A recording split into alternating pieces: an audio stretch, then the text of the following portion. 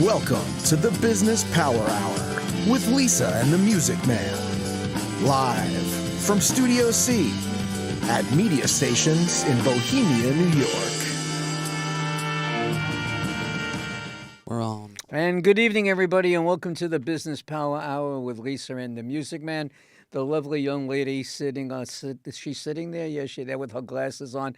That is the lovely Lisa Rodino, and my name is Norman Wasserman, also known as the Music Man. Those of you, oh, by the way, Lisa, you had something special this weekend, right? Yes, I did. I was down in Charlotte, North Carolina, having my middle child, my daughter, getting married. Wow. So she's all married off now and off to her honeymoon. Where is she traveling to? She's going into the mountains of Tennessee somewhere, and we were not to know of the disclosure of where they were, and the phones are turned off, so they're off having their time. All right. Well, God bless them, and congratulations to you and all good thank you. stuff. For those of you that follow us over the years, and there are thousands of you, thank you. You'll know that every Tuesday evening, at the end of the month, every month, the last Tuesday in each month, we have what's called Give Back Tuesday. And Give Back Tuesday is our way to say thank you to all the charities that help everybody or their particular charity around the world. So that being said, we're going to welcome our guest. No, before we welcome our guest, I got to give a thank you because I have this guest. Because without this gentleman, there would be no guest tonight. So I wanted to thank Bill Walters. And Bill, you're on not just because of this lovely lady that you have as a guest for us tonight, but you killed it on your show a few weeks ago. And welcome. You really, really killed it. And people just wanted to know how soon you were coming back or whatever. And if it wasn't for our guest, you wouldn't be sitting there tonight. So I just want to let you know, we'd have to figure another date for you. But since you helped us get this guest, and she's going to be absolutely sincere. I'm so excited that she's here. Really, she's a terrific woman. Thank you for that. And Transamerica, tell us what you do.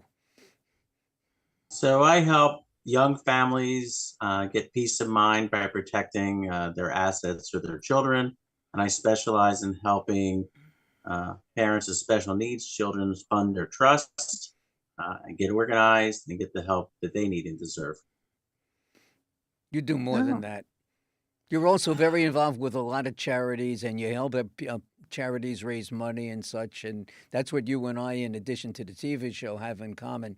And I want to thank you for all of that. And I want to thank you for introducing us to Barbara Ann Ferris. Barbara Ann Ferris is the executive founder and president of the International Women's Democracy Center.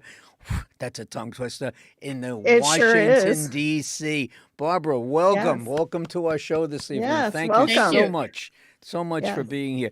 Thank you for having me. It's our pleasure. And the people that are going to be listening and watching in tonight are really going to get not a mouth. Well, they're going to get a mouthful. They're going to you, get an earful. But you're going to get an earful. Exactly right.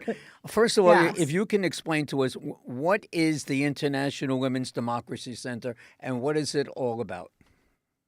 So in 1995, I established the International Women's Democracy Center. I was, prior to that, the Women in Development Director for the Peace Corps and had the privilege of being on the team that opened up the former Soviet Union countries. And as we were going into these countries, you meet the community leaders and you ask them, if you had a volunteer, what would you like them to do? And the women kept saying, we want to run for office. We want to learn to run for office. And it was real interesting, when you come from a functioning democracy, if you want to run for office, you get your friends together, you file your paperwork, and you do it. By the third country, I was hearing the same thing, and it occurred to me that they didn't know how to do it, but they had run the Soviet Union for 70 years. The women were the economists and the leaders across all sectors of the economy. And so when the walls came down, they wanted a seat at the table and didn't know how to get it. So I set up IWDC in 1995, and I went to the Fourth World Conference on Women in China, the United Nations Conference in Beijing, China, and I hosted a workshop as my feasibility study. and I called it How You Make the Decision to Run for Office. Can I interrupt you just 1 second? Sure. Because I need, first of all, let me give out, this is a call-in show. So if anybody has a question for Barbara as the show goes on, the number is 631-987-8477. That's 631-987-8477. And we will hook you up with a question, for Barbara. But I would like to know, you just didn't wake up one morning when you were young and say, this is what you wanted to do. Tell us a little bit about your history, and then we'll jump back to where you were with the explanation. How did you get started? It sort of happened that way. I worked on Capitol Hill for a woman member of Congress when there were only 17 women in Congress. And there was no bathroom off the House floor for these women back in the late 70s. And so when you look at that level of inequity, it's astounding. And so I worked there soon out of college on the Hill. So my awareness level was increased tremendously. And in that journey, I learned so much about how our government works and the purpose of government. And I also learned a lot of things. One thing that really struck me was drugs for heart disease were only tested on men, and women's bodies are different. And so the congresswoman who I worked for and the others worked hard to get these drug companies and the FDA to look at equity in drug testing, because women's symptoms for a heart attack are very different than a man's symptoms. So it was sort of slowly shaping my mind in terms of the depth and level of inequity across all sectors of the economy. So I left Capitol Hill and joined the Peace Corps, and I went to Morocco for 2 years, and I taught high school English, and I organized health clubs and did a lot of community health work.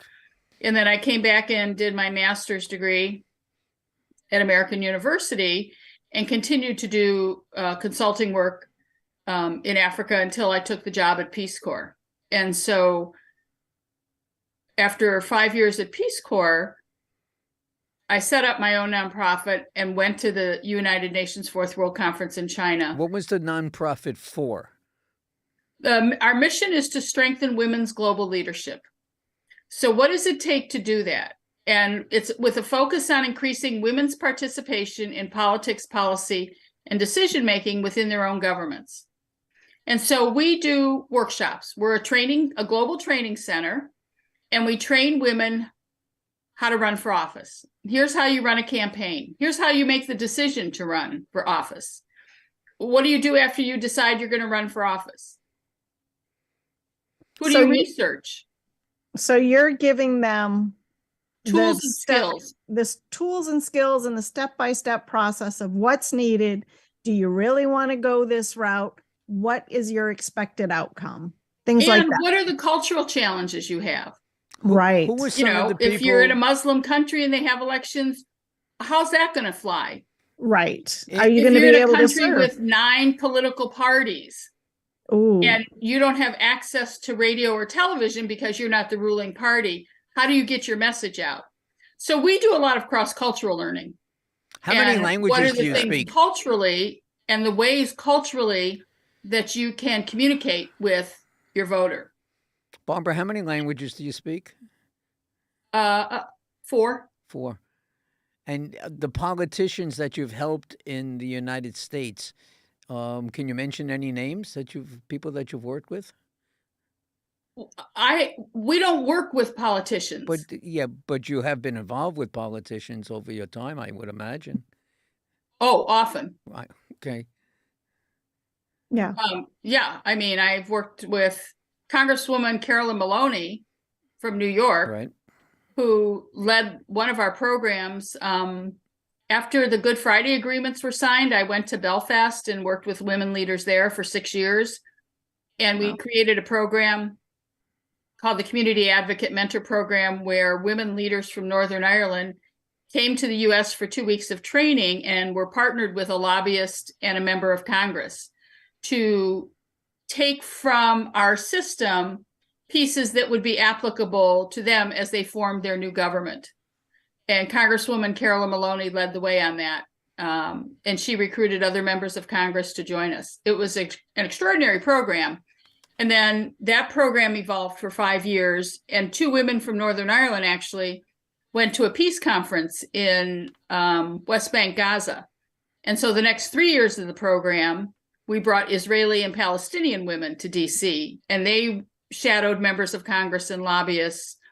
And the key to this program, believe it or not, both with the women from Northern Ireland and the Middle East, in Northern Ireland, we put a Catholic and a Protestant as roommates. And they had to pick their roommates before they came to country. And for the Middle East program, an Israeli and a Palestinian had to pick their roommates before they came to the US for the program. Interesting. So it was very interesting. How did those dynamics work for the ladies? So, the first day, it was real interesting, like all the Catholics and all the Protestants. And I got them in a hotel where breakfast was included, so that they had to go to the breakfast room. I mean, there's strategies for all of this. Mm-hmm. And so, the first day they're like this, and the second day they're getting closer. By the third day, they pushed all the tables together. Nice. And came to realize they got the same problems with their hair as they do with their husbands and their kids. So it was really transforming on many fronts. Nice. And the interesting thing for both of these groups of women coming to the US, it occurred to them that people don't really care about religion as much as they do in their own countries. And I said, well, that's the reason we take you out of your country and bring you here. And I always say, hey, in America, pay your taxes and mow your lawn and you'll get along okay. So, they come from a place where every single day these pressures are on them. And so the idea is to take them out of that environment into a neutral environment where nobody's looking at them as a Catholic or a Protestant or as an Israeli or a Palestinian. They're not even looking at them. They're getting on the metro and getting on the bus and just blending. Right. You're going about your daily business to stay on this planet and support your family. And that's just your small unit. It's not the world. Powerful piece of these programs, believe it or not, was when we partnered with members of Congress. And, these women from these regions of conflict, I said, it's your job to inform these members of Congress what your daily life is like, because they don't have that experience, yet they're legislating policy to influence that experience. Yeah. So it was a very successful program. Unfortunately, the Israeli-Palestinian program was funded for 3 years by, among others, Steven Spielberg and the Righteous Persons Foundation. It was wonderful, but then Bernie Madoff happened, and that turned all of the nonprofits upside down. I expect that it did. Barbara, it was horrid. Why are you in this profession? What made you do this? To be perfectly honest, I watched my mother do double duty. My father was sick growing up, and my mother ran the house and ran the family business. And she was at it, on average, 17, 18 hours a day. And I saw the inequities of that. And I thought, if she's doing it, women are doing it all over the world. And in fact, women work an average of 17 hours a day in both household support and income generating activities. I believe it. I watched it in my house. I'm one of 6. Yeah. And my father's wages were not to my mother's liking.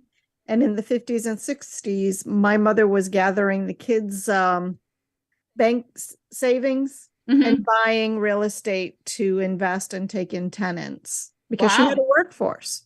And she did that back in the 50s and 60s. Wow. And that's very forward thinking of your mom. Yes. And she ended up learning about the stock market in the 70s from her brother. And she's like, oh, had I known about that, I would have just done that, not done with the houses.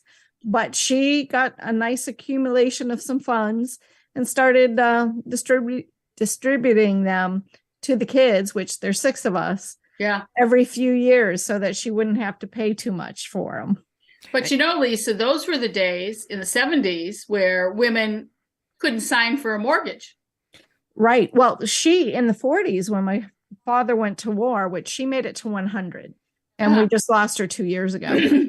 But when he went to war, she sold the house that they were living in while he was in the war out in New Guinea. And that was unheard of back then. Right. But she saw her neighborhood going bad and she wanted to relocate herself and the kids, and she Yeah. did. Smart Yep. woman. Yes. And that her she was. mother, if you get to know Lisa a little bit better, she has learned all these things for her mom. And she has property and she has businesses and such around the country with her husband. And she learned things very, very well. No, thank you, Norman. Congratulations. Thank you. That's great. Yes.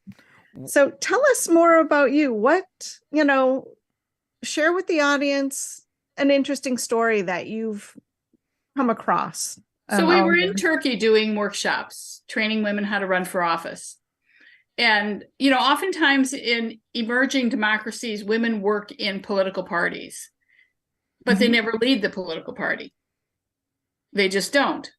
Right. And so we spent some time doing a workshop on campaign management, but we spent a good deal of time on budgeting and finance and fundraising to help them understand where the money comes from and where it goes.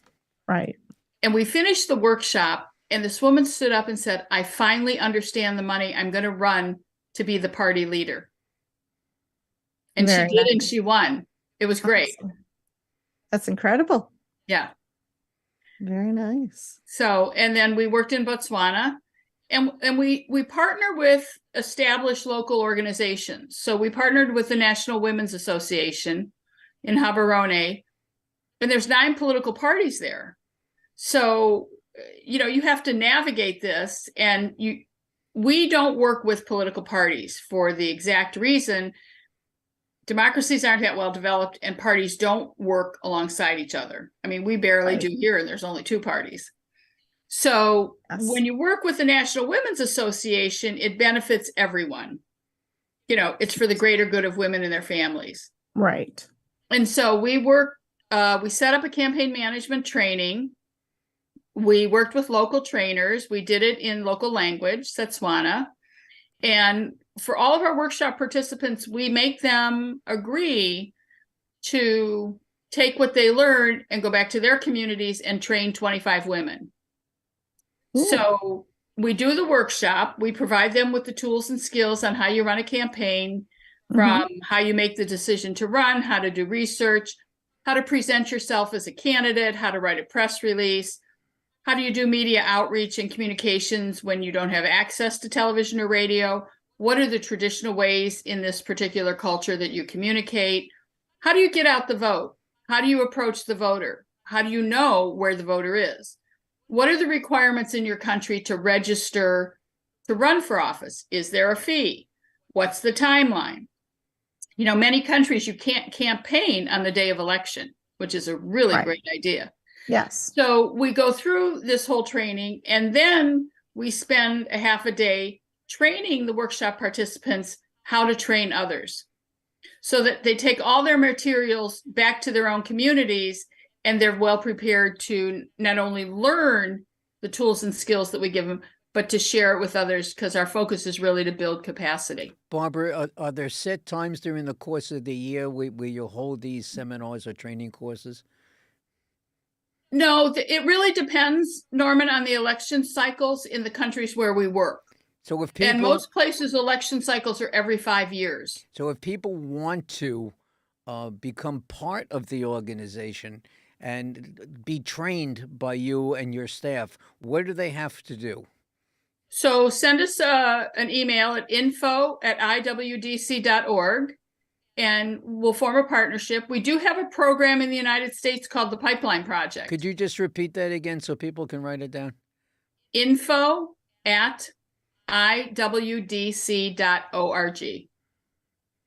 All right, and if people want to reach your organization, what number do they call to 202-530-0563. Could you repeat that? 202-530-0563. All right, great. So in the U.S., we have a program called the Pipeline Project. And the idea is to train the next generation of leaders in the technical skills of how you run a campaign. And not everybody wants to be a candidate. Some people want to work the back of the campaign. They want to do communications. They want to do fundraising. And so we provide all those skills. And then outside the US, we also have parliamentarian workshops. People get elected to parliaments in their country. Right. And they're the first time elected, they don't know what to do. So we work on how you develop legislation, how you analyze policy, and then how you work with constituents. And then what do you do for reelection? What are your requirements? So it's really a lot of technical skill building. How long? Now, do you ever go to colleges or high schools and get in front of the kids to help them understand what you're doing? Always. Yeah, I do a lot Nice. of public speaking. Excellent. All over the world, actually. And you know, what people need to understand truly, and the last two election cycles really demonstrated this. Your vote is really important. That is your voice in your democracy. That is so true. Your vote is important. Use your vote. How often are there elections in these different countries? I mean, Usually every 5 years. every 5 years. Yeah. And that doesn't matter. It doesn't matter what position they're running for. It's the same 5 years. Usually. Slowly, it's beginning to change in other democracies as they're evolving. But in many of the new emerging democracies, elections are usually every 5 years. Now, they can call a special election or cancel an election. That happens often. So Why do we they? don't have Why any did they control over cancel that. an People control their election? own. Why did they cancel an election? I understand the special election. We do it here, but why would they cancel an election? Oh, they cancel an election for fear the opponent is leading and going to win. Well, that's why there's an election. Well, every country operates fairly, shall we say. Exactly. Yeah. Well, I know other countries too that don't operate fairly. Yeah, that ruling party has controls a lot of the time. And where do you provide all these services? We go to country. We partner with local organizations, and we work in country with established organizations, and it's usually a 2-week process. And prior to that, we work with them to write a grant proposal to get the project funded. And our funding is usually 1 to 3 years because it takes that long for behaviors to change. And the learning is oftentimes a steep curve when this is a first-time experience. You know, the beauty of America is we actually grow up in civics and you don't think about it, right? We have a stop sign. You don't run a stop sign. There's consequences. Right. Okay. The laws are in place. If you need a stop sign, you know what to do. You get signatures of 50% of the residents on your street, and then you take the proposal to council, and council discusses it and passes it. So the interesting thing from a civil society perspective is we're surrounded by it as we grow up. We're surrounded by, you shovel your sidewalk, you park at a meter. Here's an interesting story. So we were working with a group of women mayors from Bulgaria, and we brought them to the States, and we did a workshop up in Maine. And we took them to, what is it, Freeport, Maine, where LL Bean is? Freeport. Yep, Is it LL Freeport? Bean. I lived there. Oh, okay. And so, we're walking around the town, and one of the Bulgarian mayors said, "Barbara, I have a question." I said, "What's your question?" She goes, "How do you get people to park on the street?" And at first you're laughing, going, "What, are you kidding me? They'll tow your car." And I said, "Well, what do you mean? What's the problem in Sofia?" She said, "Oh, people park in front of stores and doors and on the sidewalk." And so I had to go way back and start with the horse and carriage, and then the development of the car, and then with too many cars, the parking space. Right. And then the parking meters, and then you pay to park. And then if you get a ticket that you didn't think was fair, you have an opportunity to challenge that and it's called an appeal. And they were really blown away by these processes that we were just raised in. I mean, if you get a ticket and the meter was broken, you're going to appeal the ticket.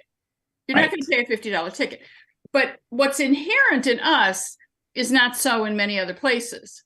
Right. So, you know, for me, no matter who's sitting in the White House, I can understand why people want to come here, because they often say, you know, the Arabic word is bakshish. It's a bribe.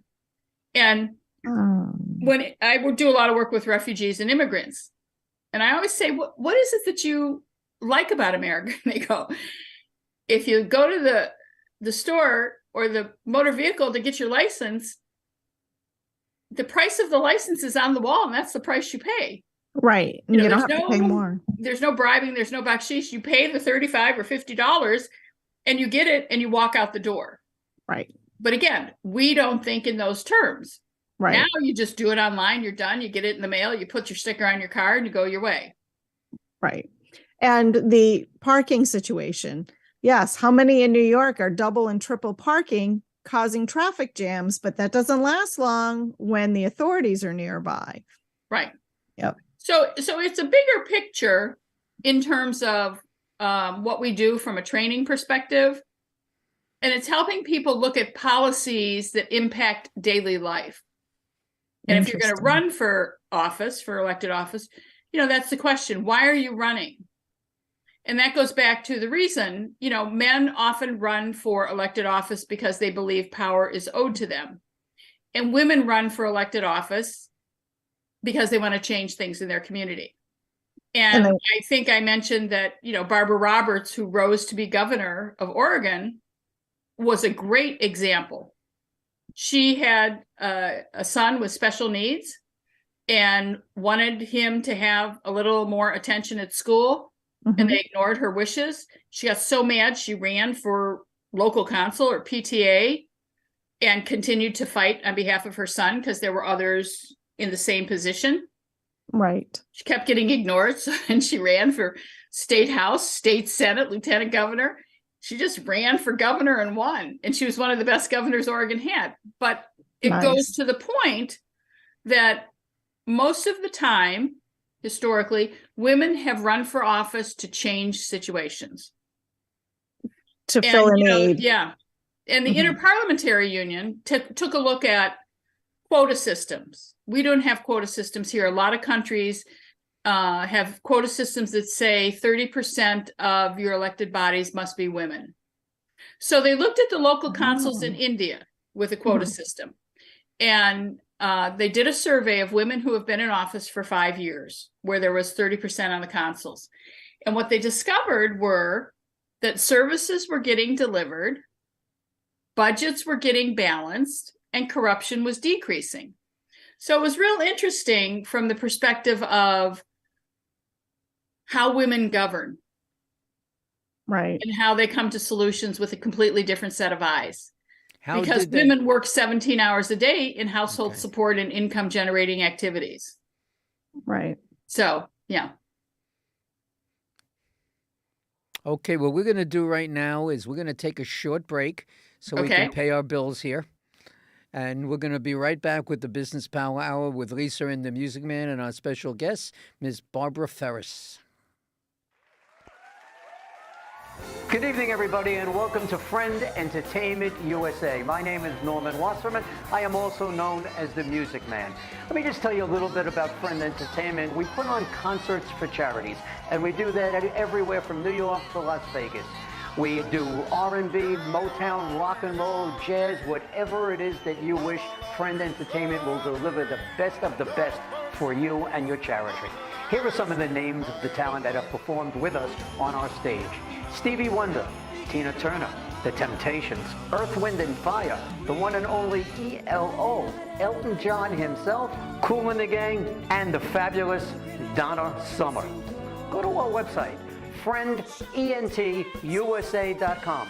That's www.friendentusa.com, or feel free to call us at 631-698-9696. 631-698-9696, and we'll see you at the next show.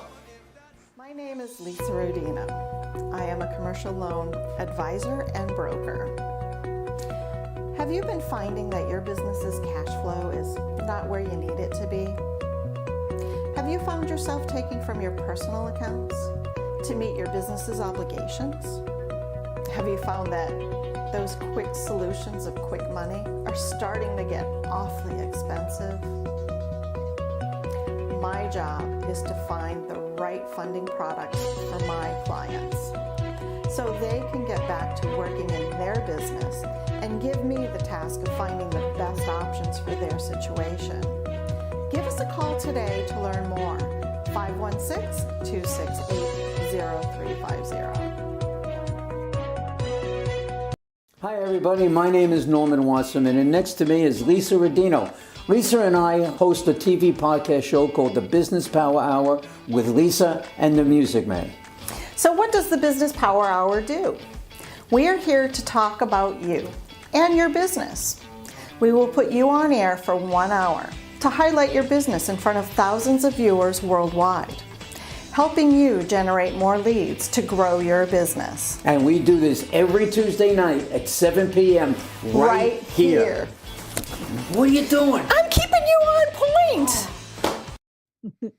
All right, welcome back to the Business Power Hour with Lisa and the Music Man and our special guest, Barbara Ann Ferris from the International Women's Democracy Center in Washington, D.C., and our other special guest, Bill Walters from Transamerica Corporation, who enabled us to have the terrific Barbara Ferris on our show this evening. So again, thank you very much, Bill. Okay, you're welcome, Norman. Thank you. Okay, He's muted. okay. Welcome, Norman. Thank you. All right, you did very good. I like that. Okay, let's discuss now. We created something new on our profile, and it's something we're going to do right now. And we're going to ask you a series of questions that I know that are very, very important to you in your everyday life. And the first question that we're going to go with too is that you were a legislative assistant to a member of Congress for 4 years, and then you left to join the Peace Corps. What was your experience like as a Peace Corps volunteer, and where did you serve, and what did you do there? And be as broad as you possibly can. Let us really know. So I sort of did it backwards. Many Peace Corps volunteers go right out of college. I worked 4 years on the Hill before I went. And I will say that working on Capitol Hill for me was like graduate school, because I really learned and understood government and the purpose of government and what government is supposed to do for the people. And I had the privilege of working there when Tip O'Neill was Speaker of the House. Very And nice. it was, for me, like a grad school experience. It was just tremendous learning every day. And those were the days when, members of Congress across the aisle would politely disagree with each other on the House floor, and then they'd go out to dinner at night or they'd play cards. And so, there were no divisions like there are today. So I quit and joined the Peace Corps. I went to Morocco. And the great thing about that is everybody coming in is different. You're coming from different backgrounds and different places and different experiences, but you're thrown into this situation where basically you're all the same. You're in a new country, you have no language, no cross culture, and you're all alone. And you're allowed to take 80 pounds with you, and that's it. So it was an immersion in culture. And, those were the days before cell phones and computers. And so in country, we did 3 months of language training and cross-cultural training. And I learned Moroccan Arabic and French. And you don't really learn it until you go to your site. And I went 9 hours out of the Capitol. I was alone at my site. There was one other American there, but it was a new site. And we were high school English teachers in a place that had never had Americans before. And it was a small town of 2,000 people, not a lot of transportation. We were out in the middle of nowhere.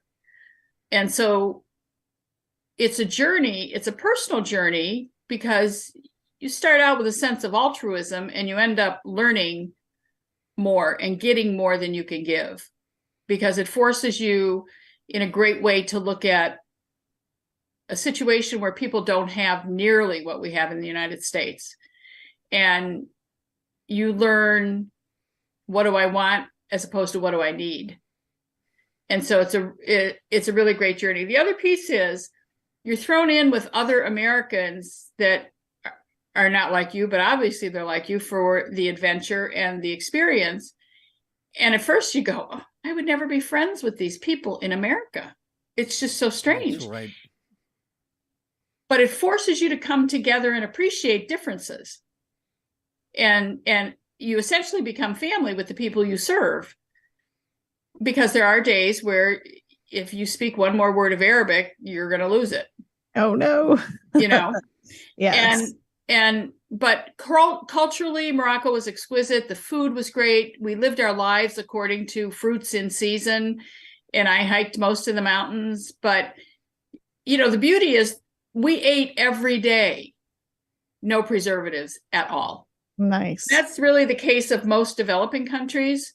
You know, you eat what's there. There's no even logistics. The street foods. Yeah. Right. There's no logistics. There's no transportation to get foods to other locations. Yeah. So it was an extraordinary experience for me. And it was also an opportunity to be in a Muslim country and see firsthand the inequities that women experience.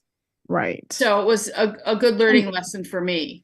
And the caste system too. I actually went to Mumbai and Goa, and we got to see the slums and a lot of different things. So there's not a caste system in Morocco. It's a little different. Barbara, when you were in Morocco or any of the other countries, did you come across any danger? Did anybody, you know, whether it be the self-made military that's there, like what's going on in Sudan? I'm sure it wasn't to that extent. But have you come across anything that was really possibly hazardous for you? Oh, yeah. I got caught in 3 coups. Ooh. Yeah. 81, I got caught in the coup in the Gambia, and I got caught in the coup in the Comoros Islands. And we were driving across the Sahara Desert, and we had gotten to Niamey, Niger, and we were trying to get to the Ivory Coast, but there was a coup in Burkina Faso, which was at the time Upper Volta. Formerly. So, yeah, I had a bayonet pointed at my forehead in the jungles of West Africa. And it's when it occurred to me, oh, this is what it means when they say you disappear without a trace. But I was in a bush taxi with a whole bunch of women who just didn't have time for this. You know, they had to get to the market. They had stuff to do. And I just... Were these natives or were these... They were host country women. They were Senegalese women. Yeah. Uh-huh. And they had, you know, taken these young soldiers and read them the riot act and took the cab driver and put him back in the cab, and off we went. And I'm like, I'm sticking with these girls. That's nice. Pretty cool. I like that. So it was interesting. I'm here today, so I'm grateful, happily grateful. Heck of a learning experience. Yeah. Yeah. So have you lived and worked in over 100 countries around the world? I have been very privileged to do that. When I was the Women in Development Director for the Peace Corps, you know, we managed to look at programs in a lot of the Peace Corps countries and work with Peace Corps volunteers and Peace Corps host country staff. And then through my nonprofit work at the International Women's Democracy Center, a lot of our work has been overseas, in country. You know, now, how much time do you spend in Washington versus traveling now? Well, since the pandemic, actually, Norman, we have not traveled. We've done everything like everybody in the world on Zoom. We've done our training on Zoom. We've done fundraising on Zoom. Everything has been, you know, online, and countries are just now starting to open up. But as you can see, things have changed tremendously in terms of access, in terms of who's vaccinated, in terms of rules and regulations. And So we're slow to open up in terms of going back. Excuse me. IWDC has special consultative status to the United Nations. And this was the first year that our annual meeting at headquarters was both online and in person. And you had that option. How many times have you spoken at the UN? Pardon me? How many times have you spoken at the UN? I speak annually every year at a couple of the meetings, and we work closely with the NGOs and the governments that come. And I attend an annual meeting in March, the Commission on the Status of Women. And so there's expert group meetings, there's caucuses, and it's for all the criticism that the UN gives, people need to understand it is the one place in the world where nations and leaders and non-governmental reps can come together and dialogue and disagree without the threat of violence. It's important in the global community. And I'm a very strong supporter of the United Nations and the United Nations programs. The World Food Program is an extraordinary program that alleviates hunger and starvation all over the world. They do monumental work. So what would you say to a young person that wants to travel but doesn't know where to get started? Get a passport first. Good and idea. that's taking extra time nowadays, I hear. Yes, it's 3 to 6 months, I heard. Yes. So, but you can pay to expedite it if you've got a bushel of money. Right. I would say get a passport and figure out, where do you want to travel? What do you want to see? What interests you? Do you want to go on a vacation that's environmentally focused? Do you want to go on a vacation that's adventure focused? And I would say go for it. Make a plan, find out what the rules and regs are of the country you want to go to. But I'm a strong advocate that every American should leave this country once to see what they have. And B, travel is the best education in the world. So for all the American families that I've met who are living and working overseas, their children are just so much smarter and so much more aware because they're living in a global community. Right. And it's really a great gift that these parents give their kids. When I did a polar expedition to Antarctica, we went to one of the research stations. And the Treaty of Antarctica is centered around an agreement of the 45 nations that signed the treaty on peace, so that there can never be a war over territory, and that it was really focused on research. So we went to a research station with these Argentinians, and it was great. It gets to 90 below in the winter. It's cold. Right. And they're down there for 1 year.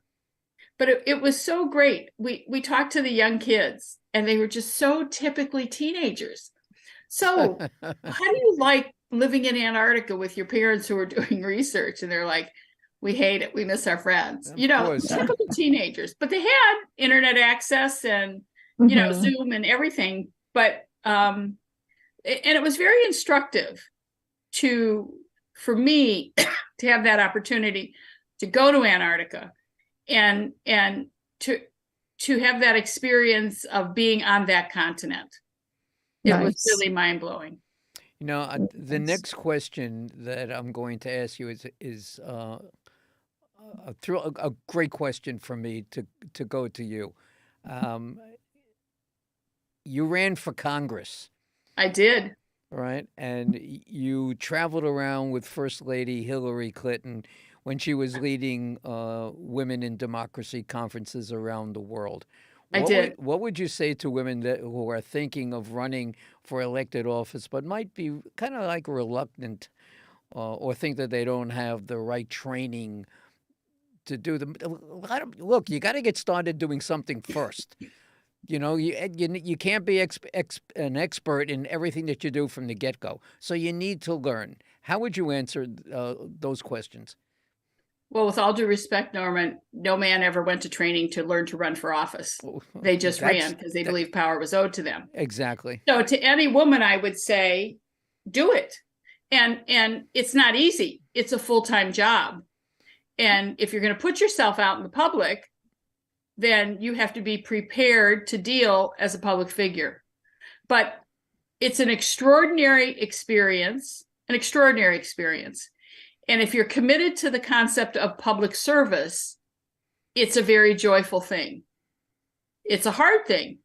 And, you know, raising money for my organization is very easy. I'm very passionate about women's equity.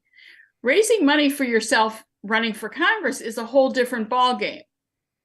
You know, you're raising money to buy signs and media time and you know, pay staff, and it's a very different experience, but it was a great experience, and it taught me a lot about the process, and it taught me a lot about how the process works and doesn't work, and what the flaws are.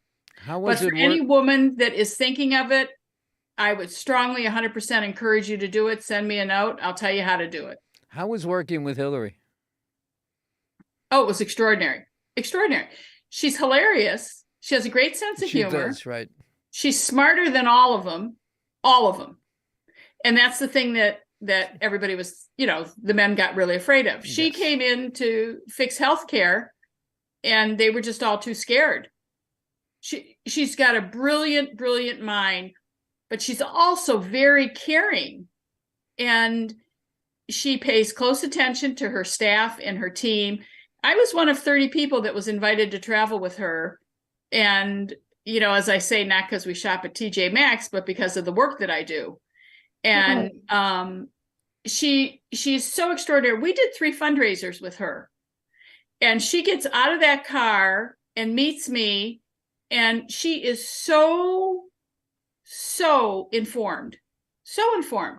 She knew about all of IWDC's programs. She invited us to the White House when we had the women from Northern Ireland, because she and Bill Clinton were very instrumental in helping get that country to the peace process with George Miller. George Miller? No, who was the senator from Maine? Oh, I can't remember off the top of my head. George. You know who I'm talking about. Yes, I do. Help me out.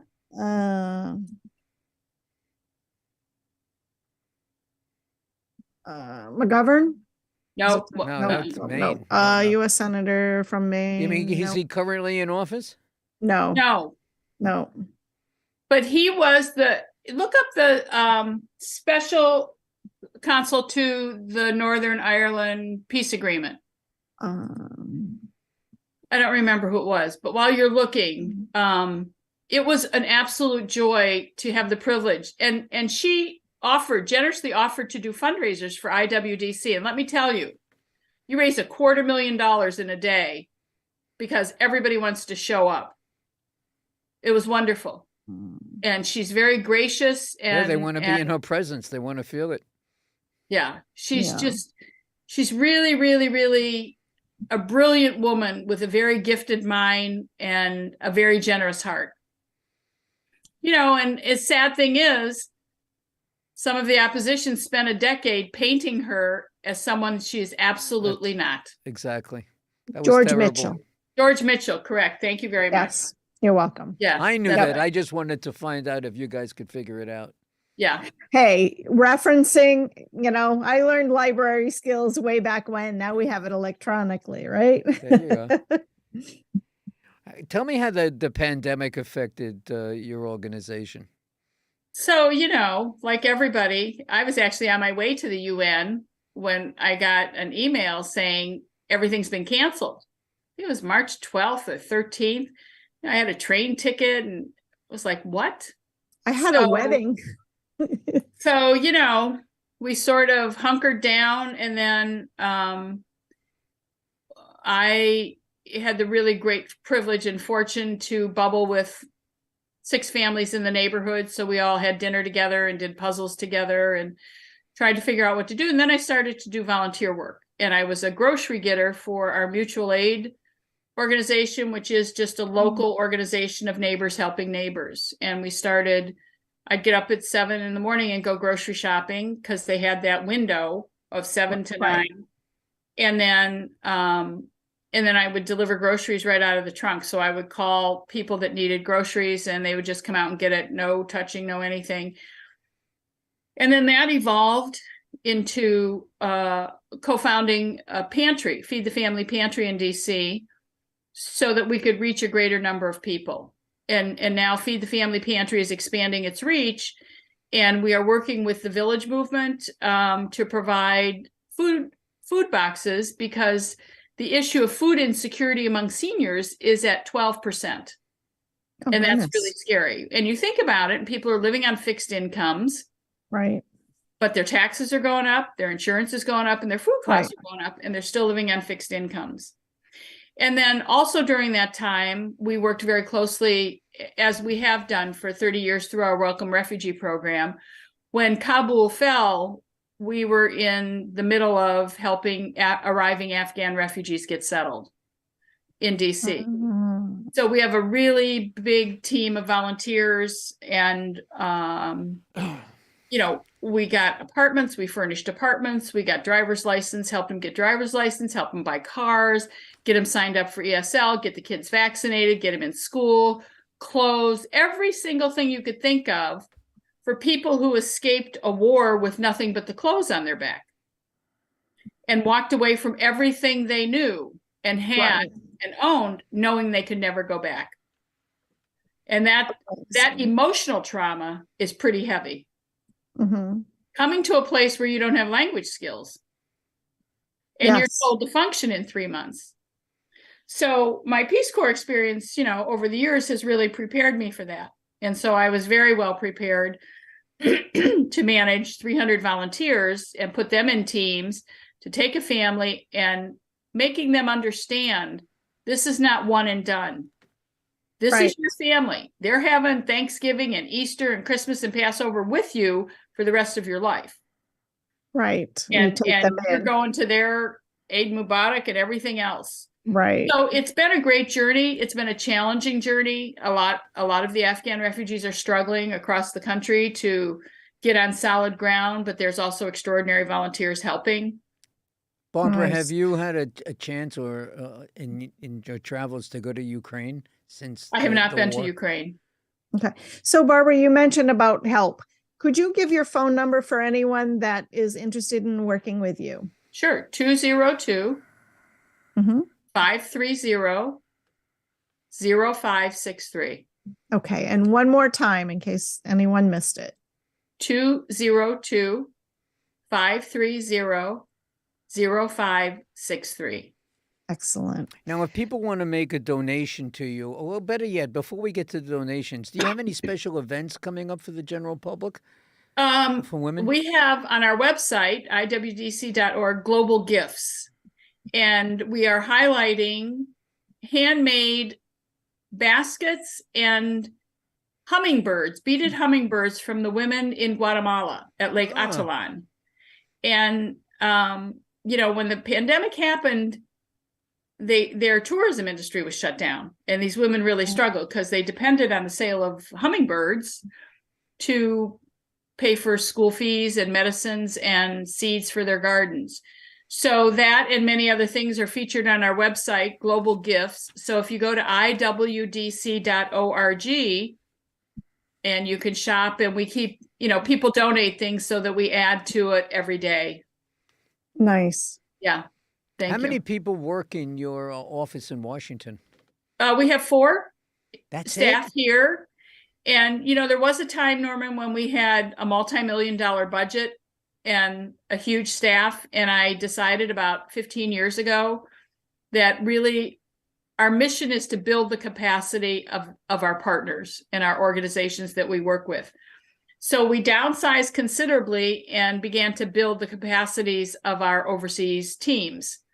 And so we really work with our overseas partners around the world to write proposals, to get them funded, multi-year grants, so that they can grow their capacities and do the work that they want to do as an organization, be it voter rights, legal literacy, educating women, healthcare, whatever.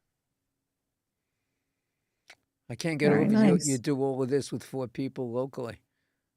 We have a great team of volunteers as well. I would imagine. But yes, we have extraordinary volunteers. You are an absolutely remarkable woman. I am so happy and proud that you were able to be on this show tonight. You know what? We're a small local show. We got a pretty large following. But Yeah. to have somebody of your ilk on this show is it's It's an honor. It's absolutely Yeah. I'm happy without to a do doubt. it. I'm happy, for more people to learn about our work and to learn Yeah. about opportunities and to get engaged. I'm a firm believer that volunteer work is your rent for living in a free democracy. And I believe everyone has to give back in some way, shape, or form. That's why we have Give Back Tuesdays. Yep. Perfect. Yes. Here we are. Give Back and Tuesday. when we have to, we add an extra day or two to get the charities in that really need it. And that's what my main business is all about, and that's what Give Back Tuesdays are all about. So I really want to thank you so much from the bottom of my heart. I'm sure Lisa feels the same way. Oh, Bill, yes. Bill, I love you. This was a great situation to have you Yes. here, and I hope that we can do this again because you got I haven't even touched a portion of the stuff that you Yes. had sent us. So, and it just sensational. And Yes. And again, I look forward to having a one-on-one with you sometime in the near future. Well, Just you to have get to my know you phone more. number. I certainly do. And you I'll have be my in touch. email. Yes, I do. So I Yeah. would love to hear from you, and I open to collaboration and conversation and seeing how we might work together. I look Well, forward if it's to it. I okay with appreciate you, your hospitality and your kindness. if it's okay Oh. with you, I'm going to give you a call within the next day or two because I also have some things that I would like to positive things to address with you. Oh, that sure. I think would Yep. be a good fit. So that all being said, thank you so much, Barbara Ferris. Thank you for being here, Bill. Thank you for having Barbara get here, and stay on the line. We're about to say goodnight to everybody, but we want you to stay on for a second, okay? Sure. All right. Whoa! What a show. What a Norman. show! Well, just great. And well done to Bill. He did a great job bringing a guest for us this evening. Yeah, not bad, Billy boy. Not bad. All right. So well, if anybody asks about the painting behind me, it's from Claude Demberville from Haiti. Very nice. And he has painted market women his entire life. Very nice. See, you got so much more to talk about. Yes. We're going to have to do this again. But right now, we're going to have to sign off before they charge me extra rent. Because these people over here that own this place are insane. They're the nicest people in the world. Really. Great. But thank you so much for being on. Bill, thank you. Good night, everybody. And we'll see. Good night, It's May everyone. already. It's May. Night. May 2nd next week. Oh, my God. All right. Well, good night, everybody. And let's go Knicks. Good night. See ya. Bye-bye. The Business Power Hour with Lisa and the Music Man is sponsored by Media Stations. Create your own media and have your own station. To get started with your own content, call or text 516-448-2066. That's Media Stations in Bohemia, New York.